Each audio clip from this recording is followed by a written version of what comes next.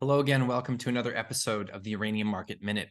Today is Thursday, September 21st, and this is episode number 205. My name is Justin Huhn. I am your host. I am the founder and publisher of the Uranium Insider Investing Newsletter, the only investing newsletter that focuses solely on uranium and publishes on a regular monthly basis. As always, nothing that you see or hear in this podcast is intended to be investing advice. I'm not your financial advisor. This is not financial advice. Please always do your own due diligence when it comes to investing and always take responsibility for your own choices. All right, very good to be back with you guys again today. It's been about 2 weeks since my last episode. We've had a pretty strong couple of weeks since then and a pretty strong couple of weeks before that point as well. So basically the last 4 to 6 weeks have been very, very strong for the uranium sector. We will go through the charts in just a moment. We did encounter pretty overbought conditions on the relative strength index, at least on the daily charts for most of the stocks in the space, have experienced a very, very small pullback. But in line with a stronger pullback in the broad market today, the equities have held up pretty decently. So we will look at the charts in just a second. Right off the top, I want to mention that this year we've done a couple of webinars. Hopefully, if you have seen those, you have enjoyed those. We are going to do another one in a couple of weeks here. This webinar, again, is going to be tuned towards, for those of you that may not know a lot of the fundamental elements of this investing thesis. We're going to cover that. We're going to go over the elements of the bifurcated market with Russia underfeeding and overfeeding, talk about the supply and demand fundamentals primarily, because that's really the underpinning of this entire thesis. So I highly recommend, if you have not attended one of our webinars already, that you sign up for that. The registration link is in the description below. It is absolutely free, and we'd love to have you join us there. So just want to mention that right off the top. In today's episode, I'm going to talk about two watershed developments for this investing thesis that are happening now and have been happening over the last couple of years, and what they mean for especially the supply situation going out on the midterm curve. So we have the spot market, which is less than 12 months settlement. And then we have the term market, the long-term market, which is anything beyond 12 months. The midterm is usually 12 months to, let's say, 3 or 4 years out. And then the long term is usually 5 to 10 year period out going forward. And as you may or may not know, nuclear utilities, they typically procure uranium and other fuel cycle products and services years before they actually need the fabricated fuel, which is the end product of that fuel cycle, for their reactor core reloads, right? So because this process from mined uranium to fabricated fuel takes anywhere from 18 to 24 plus months within that fuel cycle, the utilities have to keep a certain amount of inventory on hand, and they have to make sure that they have their uncovered needs in the future covered with these long-term contracts for not only uranium, but for conversion, enrichment, fuel fabrication. So I want to talk about two elements that have significantly tightened the midterm curve of the forward market. That's very, very important to understand because it has large implications for what we expect to happen to the price of uranium in the near term. So we're going to talk about that after we look at the charts. And of course, we'll do a very quick run through the daily scoreboard here. So the spot price now is sitting at $66.95 a pound mid-market. This is a 12-year high print for the spot price of uranium. We've been on a very strong run. How strong? We have seen the price of uranium on the spot market rise $10 in the last 30 to 40 days. Really an incredible move, almost a historical move. In fact, we didn't see moves of this magnitude until the last few months of the blow off top of the previous bull market.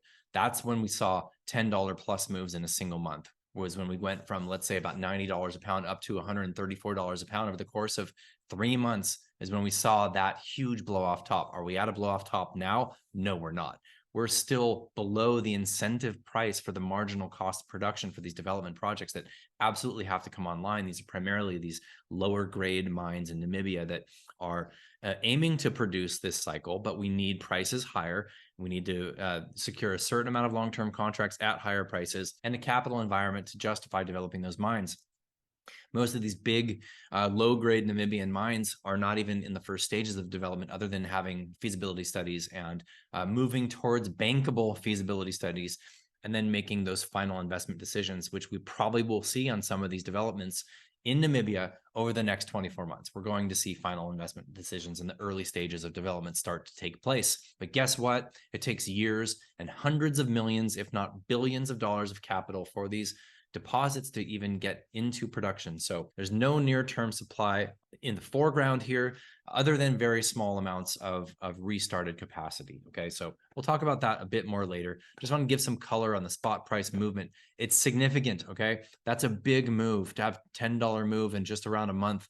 Almost historical, like I said. And of course, some of this move happened in a very, very the slowest month of the year, which is August. I talked about that in the last episode, so I won't beat a dead horse here. Yesterday, Sprott did not purchase any pounds, but over the last 7 trading days, the Sprott Physical Uranium Trust has issued 2.69 million new trust units, raising 43.4 million in new capital. Yesterday, they closed at a tiny 0.11% discount to NAV, and they actually traded in the green today in a blood red day, with the S&P down 72 handles, down almost 2%, doing a nosedive in the broad markets. Yet SPUT is bull flagging. Did they raise any cash today? That remains to be seen. We did see a jump in the spot price, so perhaps they still remained at a small discount to NAV. But during that period of time, when they raised 43 million in new capital, they did not buy any uranium. In fact, they have not bought any uranium since April of this year. They probably will be in the market buying a little bit here and there, but it's very, very low volume trading and low volume demand in the spot market, making big price moves. That is a tell. What is a tell? It's evidence that leads you to make conclusions. Okay. So what is the evidence? A couple 100,000 pounds of volume trading in the spot market is moving at dollars. That means there's not a lot of supply there. And the spot market, of course, is not just a static bucket that once it's empty. But you have to have consistent production moving into the spot market unless there's secondary supply coming in. There's very little secondary supply coming in. So the spot market is tight. The moves have been big. Is it going to continue to go higher? Yes. Undoubtedly, yes. SPUT Physical Uranium holdings remain at 61.7 million pounds. Their assets under management is at an all-time high of 4.1 billion. Absolutely crushing it. Okay, let's talk about the ETFs for a second. I'm going to share a slide from our recent webinar that we did with our members earlier this week. We had Mr. Per Jander, the director of WMC. They are commodities trading firm. He's been with them for a number of years. He was on the marketing team at Cameco. He's been involved in the uranium sector for a very long time. He was unabashedly bullish in this conversation that we had a couple of days back in this members webinar, which, by the way, if you're not a member and you do join, you have immediate access to all of our previous material. So you can go back and watch this 2.5 hour long webinar with Per, where we covered the sector with our own slideshow.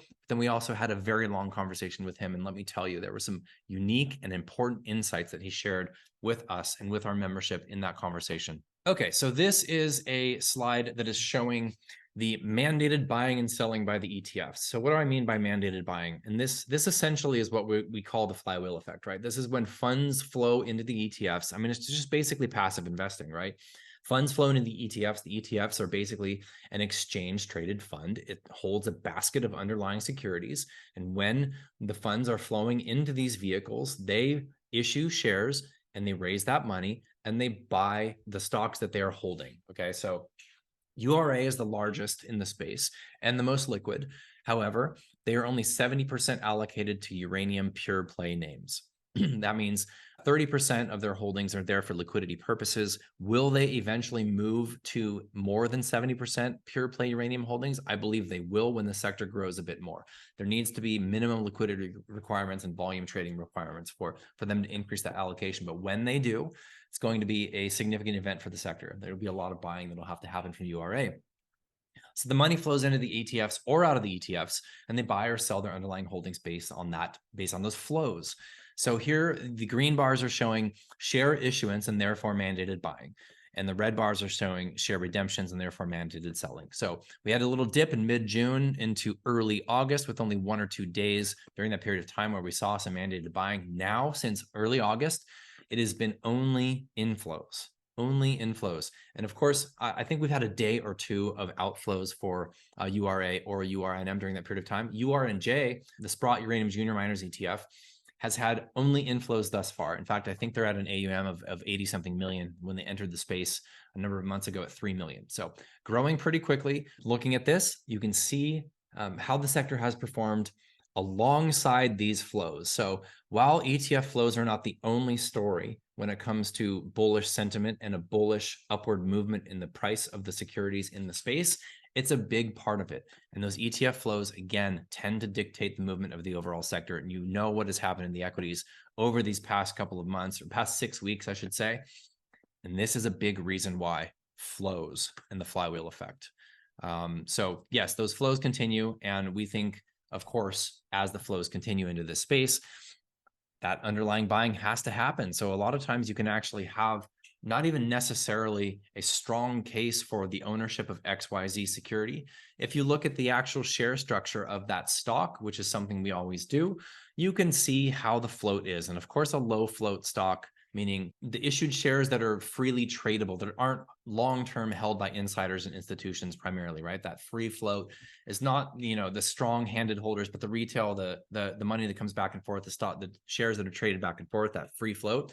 When there's not a lot of free floating stock, or a smaller percentage of the overall outstanding shares for a company that's free floating, when the ETF flows come and buy, they move really, really fast. And it cuts both ways, right? When the ETF flows are not there and there's redemptions and the selling happens, they tend to perform worse to the downside than some of these large cap stocks with more shares, a higher percentage free floating of their outstanding shares. So you have to look at the share structure, but that's, the flywheel effect is there. It will continue to happen. And of course, SPUT is held by the ETFs as well. So money comes into the ETFs, they buy the stocks, they buy SPUT buys uranium, the uranium price goes up, the sector sentiment improves, and the stocks continue to move along with the price of uranium. Okay, let's take a look at the charts. Let's start off with URA here. URA down 1.86%, pretty much in line with the S&P, almost flat relative to the S&P, actually ever so slightly underperformed. But look at how that perfectly, technically speaking, that gap was filled. I mean, it filled absolutely textbook perfectly. Does that mean that we won't see more downside just because the gap was filled? Of course not. I honestly think if we see the sector continue to go risk off, not the sector, but the markets go risk off, the broad markets are looking pretty sickly here. If we see those continue to flush down, we're probably going to see more selling pressure in the sector. Like I mentioned in the last episode, this is what I want to happen because I'm so confident in what's about to happen for the commodity that I would love to see a little bit of a reset here. Would love to see the sector pull back the previous resistance. So for URA, that would come down back around that $24 level for previous resistance here, a little bit lower, maybe $23.85. If we got back to there, we'd see a nice reset in RSI back probably to the mid-range here. And that would be a great launch pad for the next leg of this leg, which, by the way, I think this leg is going to be a very, very strong one. We had the first big wave one leg up. We had a long wave two leg down, almost perfectly in line with typical Fibonacci retracements. This is the beginning stage of what I think is going to be a longer leg up. And of course, that prediction is based on a recognition of what's about to happen in the physical market. So, and which we're going to talk about a little bit more in depth in a moment. Cameco still very, very strong, only off maybe 10 or 15% off the high print here. Doesn't have a lot of resistance and therefore support moving back down. So if we see the sector go risk off and this pulls back, we could very well see a pullback down to the 50-day right around $35. Would be very, very technically healthy and not at all a concern whatsoever for this stock, which continues to lead the space.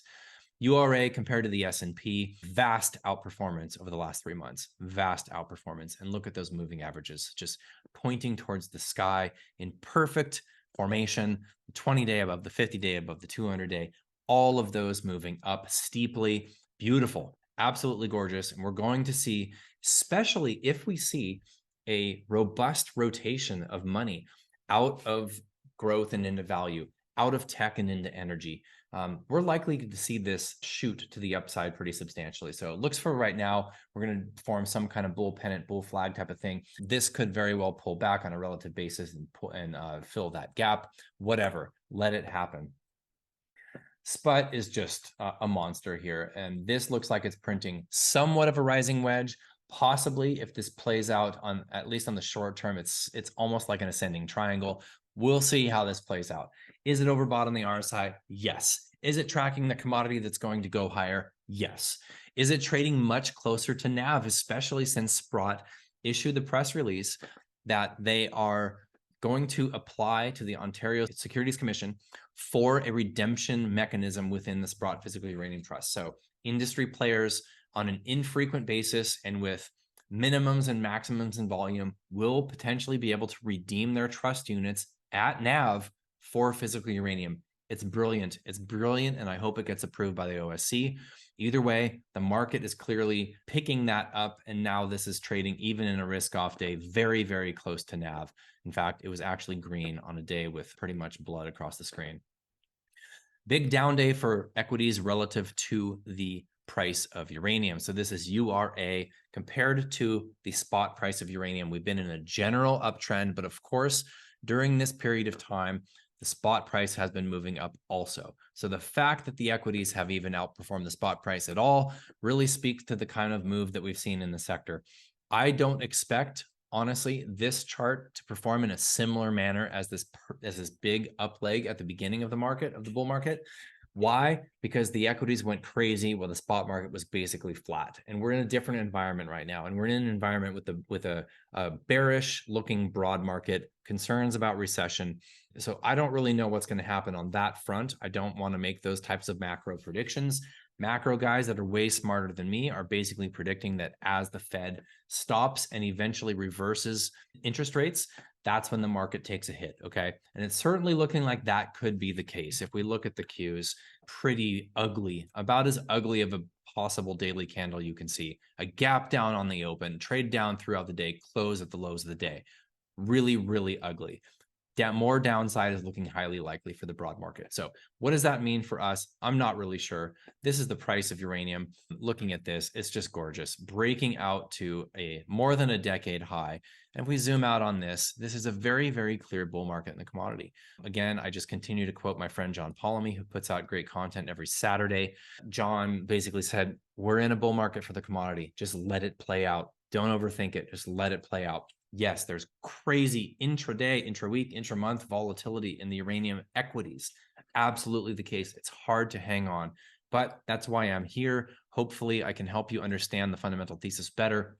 And that's, of course, what we do at Uranium Insider for our newsletter is we take all that information from the market that is sometimes highly convoluted, highly difficult to grasp, try to distill it down to what it means for you as an investor and what to expect going forward. So on that note, let's talk about a couple of watershed developments for this uranium bull market that are very crucial to understand in order to comprehend the uranium supply dynamic on the midterm curve. Okay, first element of that is what is known as the carry trade unwind. Now, I've talked about this a few times in the past on this podcast. We've talked about this at length with our membership in a daily update videos that I do for our paying members. The carry trade is essentially an element of the physical uranium market where traders would and still do to some extent, but that is largely dissipated due to the tight dynamics in the spot market and the high interest rates. But historically speaking, especially in the previous decade, a trader would actually sign a long-term contract with a nuclear utility promising uranium deliveries going out for whatever period of time in the future on whatever delivery schedule, whatever volumes that was at. They would take the current long-term market price, which was basically in line with the spot price for most of the previous decade, ever so slightly off, right? Just pricing in inflation and interest rates, essentially, which were very low for a very long period of time. You would price that in. You would take the cost of carry, so storage costs at a conversion facility for that material. You would take your own profit margin, you take your cost of capital, that would dictate the price that you would be charging for this long-term delivery. And then you would secure those pounds via an offtake or most likely just above ground mobile inventory in the spot market. Now, we had a lot of above ground mobile inventory in the spot market, and carry traders did this hand over fist. So if you were a utility and you secured a contract with the carry trader at, $25 a pound in 2018 or whatever it might be, that is certainly a better deal than going to the producers that had mines on care and maintenance and needed much higher prices, right? For you as a utility. And it made it easy. So a carry trader would essentially hold those pounds on their books and they would deliver into this long-term contract going out into the future. Okay. Let's fast. And this happened over and over and over and over. 2015 to 2020, just huge volumes. Okay. And that went a long way towards working through that inventory. So famously, the bear market really was an overproduction, came after Fukushima. Japan shut down all the reactors. You guys know the story, right? The Kazakhs kept ramping production because there was a play on the currency and the Kazakh tenge, which is depreciating significantly, selling in US dollars. So we had a severely oversupplied market for many years. Well, a lot of that above ground mobile inventory was worked through via these carry trades, these carry trade contracts. So let's fast forward to 2021. Okay. A lot of that material was worked through, still a decent amount of above ground mobile inventory, but not 150 million pounds. That's, let's say, we had in 2017, probably down to less than 50, maybe even significantly less than that. Then you have SPUT come on the scene. Sprott takes over Uranium Participation Corporation in April of 21. Their ATM goes live in August of 21, and capital starts to flow. So they start issuing trust units, raising a ton of cash, hundreds of millions of dollars in a few months, buying multiple tens of millions of pounds of uranium. So to date, SPUT has purchased, I think it's 43 million pounds of uranium. And most of that was done in these two big chunks. So the first big chunk was late August 2021 through October of 2021 into maybe early November. And what happened was you saw the spot price jump up because the demand was so robust coming from Sprott. So the spot price started to skyrocket. And during that period of time, it jumped up significantly above the term price. It was a backward dated commodity, a commodity market, right? So the near term price is higher than the forward curve. That's a backward dated market. So a contango market is what is typical, where the short term is actually a lower price than the long term, right? Because the long term is typically pricing in interest rates, it's pricing in inflation, et cetera, et cetera, et cetera. Generally speaking, if you want pounds 5 years from now, you're going to pay more than if you want them 5 months from now. Okay. So the spot price jumped up into a backwardated market, and traders that still had a decently abundant midterm availability of supply from producers. So from the Uzbeks, from the Kazakhs, from Cameco, from Orano, from Uranium One, remember this is 2021, still buying from Russia. You could sell the pounds that you're holding on your books that do have a home. Those pounds were to be delivered to a utility next year or the year after, or whenever it was out on the forward curve, and you've already secured that contract and you have an obligation to fulfill that contract, deliver those pounds. But in the meantime, if you can take those pounds, and let's go back to September 2021, you can take those pounds, you can sell them to Sprott at $55, and then you can cover by securing a midterm contract from a producer at $5 to $10 less per pound. So you can immediately scalp that backwardation. And there was enough liquidity in the market to justify doing that. So this happened a decent amount, not only during that September to October 2021 period, but again in March, April 2022. Same thing happened. Backwardated market, pounds were shaken out of carry. Carry traders sold them to Sprott, and they covered in the midterm. So this is important to understand for a couple of reasons. One, those carry trade held pounds offered temporary liquidity in the spot market when you had that big influx of demand coming from Sprott, coming from financial entities, secondary demand, okay, non-end user demand. That demand came in, the price jumped up, carry traders were able to sell pounds to Sprott, cover that short in the midterm. Therefore, they still had pounds for delivering the midterm from that producer that they could then deliver to the utility and cover because they just sold those promised pounds to Sprott. So it's difficult to get an exact number on this, but estimations are anywhere between 20, 25 million pounds, probably in that ballpark, were shaken out of carry during those two periods of severe backwardation. Okay, what else does that mean? That means temporary liquidity. So if we were to have another risk on event into these financial entities, whether that's Yellowcake or Zuri or SPUT or the coming Singapore fund, I believe it was PFYN, and there's one or two others that are in the works. Either way, risk on into financial entities, or it could be non-publicly traded financial entities and hedge funds which buy uranium, which they do still. It's lower volume since SPUT has came on the scene because you have this liquid vehicle that's doing the work for you, but it still is happening and will happen. So one, if we have another risk on event into capital markets and into these secondary demand vehicles, the buffer of liquidity in the spot market is going to be significantly less because those pounds that were shaken out of carry are not available anymore. And the midterm is so tight. One of those reasons is because of these first couple of rounds of carry unwind, that you're not going to sell the pounds you're holding on your books that are promised out to a utility if you can't cover off, right? You're not going to break that contract. That doesn't happen. Okay. So that midterm liquidity has dried up significantly. And one of the reasons is because of that carry unwind. And the other reason why the carry unwind isn't likely to not happen in similar volumes, if at all, in a future risk on capital event, is because the midterm is so tight. So it's kind of like this chicken and egg situation where the midterm is tight because of the carry unwind, but we're not going to have more carry unwind in the future because the midterm is tight. Okay. Let's go to number 2. So that's the first reason the midterm curve as far as available uranium supply. And when I talk midterm curve, I'm talking 2024 to 2027-ish, 2028, okay? That 3 or 4 year period out into the future. That's not the spot market. It's not buying in the 2030s. It's that midterm curve. Number 2, utilities flexing up legacy contracts. Again, I've talked about this a few times in the past months, and I've talked about this ad nauseum to our membership, but it's the second important factor to understand why the midterm is so tight. So a utility that has secured a long-term contract in the past, it's called a legacy contract. They signed this 2017, 18, 19, maybe even 2020, and they have delivery now in the next year or two, right? And possibly beyond that, but this is the period of time that we're talking about. When those utilities sign those contracts during that period of time, the late 2010s, essentially, there's still, even though the price was increasing, there was still a decent supply out there available. It wasn't yet a true seller's market.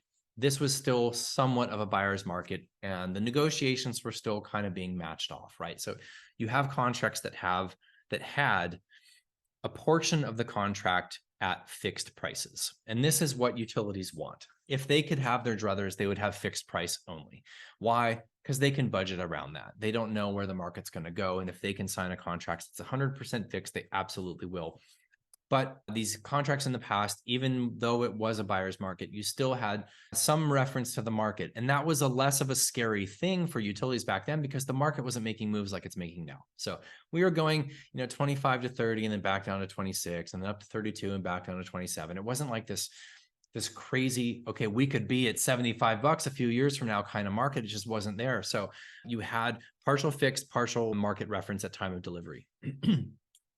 So the fixed portion back then was at the term market price or somewhere around that ballpark. So let's just say late 2010s, you were paying in the fixed portion of those contracts 30 to 35 bucks a pound, somewhere in the ballpark, right? Possibly a little bit more, possibly a little bit less, but for the sake of understanding this concept, let's just put it there.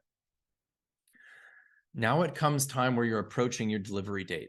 And in those contracts, oftentimes, and this is another thing that was dictating that this was a buyer's market because this was a provision that was offered by the seller in this contract. This particular provision is called a flex provision, where the utility had the option to flex the volume of that contract up or down, sometimes as much as 20% in either direction. So if they were able to secure supply elsewhere, and if there's a lot of inventory going on, and they can find some supply to bolster their coffers without taking as much of delivery as they wanted, and they can get a better price than the current market reference portion, or even the fixed price at the time of delivery, then they would actually flex down that contract. They would receive less material. They can also sometimes flex up in terms of the timing of delivery, but really what we're talking about here, more than the timing of the delivery, is the volume of the delivery. So if you're a utility and you sign a contract in the late 2010s and you're having delivery now-ish or next year or 2025, whatever it might be, you can take that option in that contract to flex up and get 20% more. Why would you do that? Because no matter what, you're going to be paying a portion of that contract tied to the market at time of delivery, but the fixed price is the fixed price. So if you signed at 30 to 35 bucks, and that's 50% of the cost of the delivery of those pounds, you are going to flex up all freaking day long. And all of the utilities are doing this with all of the producers. What does that do? It pulls forward that demand, okay? So the producers were not necessarily, of course, expecting an extremely tight market during the period of time for the delivery of those contracts. Otherwise, they wouldn't have offered those flex provisions. Yet here we are. We're in a situation where the spot market is so tight that 100,000 pounds of demand is moving it up $1 or $2. That's how tight the spot market is. The term market is so tight is that what we're hearing even from the price reporters, the nuclear fuel analysts, whose clientele are the utilities, is saying there basically is very little supply available from the primary producers of the world out through the second half of 2027 and 2028. That's how tight the midterm is. And the reason it's that tight is because a lot of these carry pounds were sold to Sprott and they covered in the midterm, one. And two, utilities have flexed up their legacy contracts to the hilt. Now producers have to honor that, and they have to pull from their production now and next year and the year following that could have been signed in a long-term contracts in the future, could have theoretically been sold into the spot market. It's not going to be there because the utilities have flexed up. That is how tight this market is, okay? So basically what we're looking at is a situation where utilities are still relatively uncovered. Now, I'm going to share another chart, and this one comes from Yellowcake PLC. They are a physical uranium acquisition fund based out of London. And they put out this updated chart in their presentation, their investor deck that you can check out on their website. So I want to give credit to them. But of course, these numbers are coming from the US EIA, maximum anticipated uranium market requirements of owners and operators of US civilian nuclear utilities. That's for the US side of things. And of course, the Euratom Supply Agency annual report. So US and EU. And these, for the EU, of course, these numbers are saying for 2021, there have been a lot of RFPs coming into the market for term market contracts out of the EU recently, which is very curious. So look, let's go out to that period of time, 2024 to 2028. Utilities decently covered in 2024. However, as of last year, or excuse me, this is updated this year. As of June 2023, we still had 10% of US utilities not covered for next year. Crazy, right? Okay. Let's go out in 2025. Still not a dire situation. 2025 to 2026, the coverage in the EU drops off a cliff. Goes from being more than decently covered to being 75% covered, both in the US and the EU. When you talk about OECD demand between the US and the EU primarily, that's most of the world's demand. Most of the world's demand. And of course, okay, it's like, Justin, well, you're not talking about Russia and China and India, the BRICS countries, right? Well, what about them? Well, China is building all out. They have 6 construction starts for power plants this year already. And there's going to be another 8 construction starts in the next 6 months in China alone, okay? So their demand is their demand, and that's huge and growing, and that's over here. We're looking at the US and the EU utilities.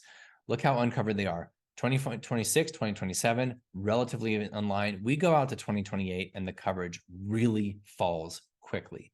So remember, the US fleet, let's keep something very important in mind. US fleet is highly de-risked right now with the Inflation Reduction Act and the Clean Energy Production Tax Credits.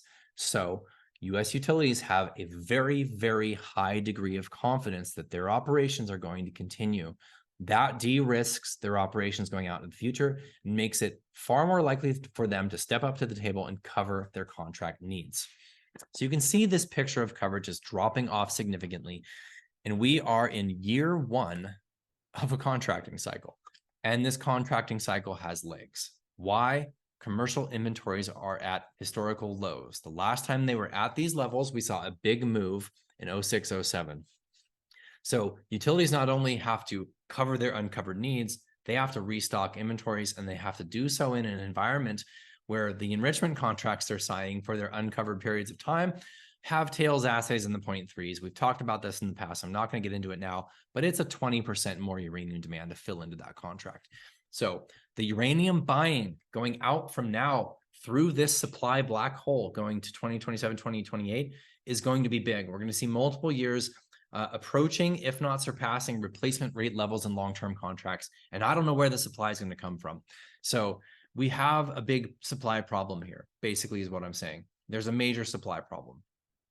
And we're going to have higher prices to incentivize that supply to come online. Because I tell you what, even though we have the biggest project in the world, development project, which is NextGen's Arrow, and they make money hand over fist at these prices, everything else in the world needs higher prices, basically, to de-risk those projects. And that's what we're about to see. So what are we talking about? We're talking about the industry needing probably $90 to $100 a pound uranium for these low-grade projects in Namibia, primarily to de-risk the development and de-risk the capital environment to make that happen. So it doesn't mean the price touches $90 and all of a sudden, Bannerman and Forces and DPL are producing.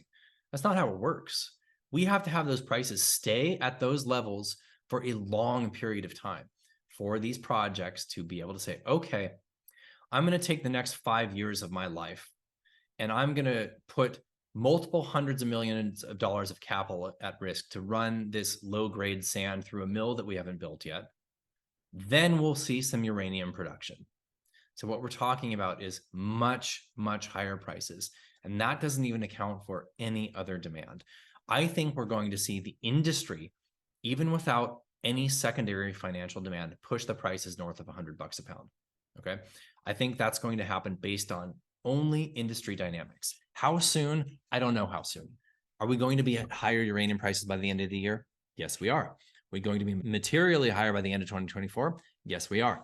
How high? I don't know. How high do we need to go? 90 to $100. And that needs to stay there for years. How high could we go if the unaccounted for SMR demand, this hypothetical SMR demand, which by the way, there's already some in the market right now, starts to really hit? If financial players come into the space, we could see prices way, way higher. They're not going to have to make sense for the industry.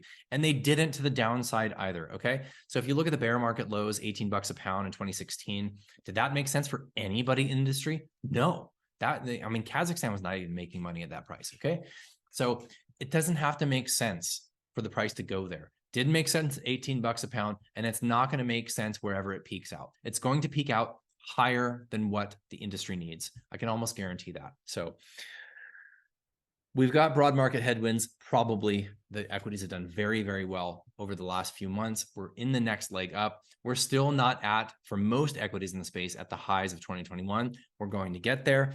The price is going to keep going higher for uranium. That's the underlying bet. I hope this helped you understand a couple of important dynamics that are affecting the midterm curve of the supply situation. The most important element to understand here is there's no short-term relief valves. Okay, so there's nobody sitting on a bunch of uranium that's just going to sell it just to keep the price down. There's no incentive there, okay? What has happened and what is the evidence is showing? The evidence is showing that anybody that does hold inventories are holding more tightly to those inventories. They're not dumping them into the market because the price is higher. That's been the concern of retail for the last 5 years. That was when it was $25 a pound, they were going to say, well, what's going to happen when it's 35? The Chinese are going to start selling. When it was 35, what's going to happen when it's 45? Are the Kazakhs going to ramp up and start selling more in the market? When it was 45, you were worried about 55. What's going to happen at 55? All of a sudden, these global inventories are going to get dumped in the market. This concern keeps going, yet the evidence is that the liquidity in the market is declining, not increasing with price. It's declining with price. And I don't see where that relief valve is where it's going to come from. I just don't. So expect higher prices. And I hope you understand why we expect higher prices a little bit better after that. Again, in our webinar, we're going to go deeply into this. So if you want to hear more about these dynamics, click the link in the description and join us. It's absolutely free. If not, either way, I'm happy to keep coming back and doing these episodes as this market continues to get more and more interesting. It's pretty much game on here, guys, as far as the physical commodity goes. Not going to make any strong predictions on the broad market. It doesn't look good, but it's looking good for this sector. And we could see a rotation of money. And if you chart the uranium stocks against the S&P, we've already started to see somewhat of a rotation there. Okay, you guys, have a great night. I appreciate you watching and listening. If you do like this content, I don't ask this very often. Please like the video and subscribe. It does help us out. And would love to have you join us for the next webinar. It's happening in a couple of weeks. We'd love to have you join us. Register because there is limited space. Software we're using to run this webinar, there's not unlimited seats at the table. So join us if you can, and we will see you next time. Have a great night. Take care. Cheers.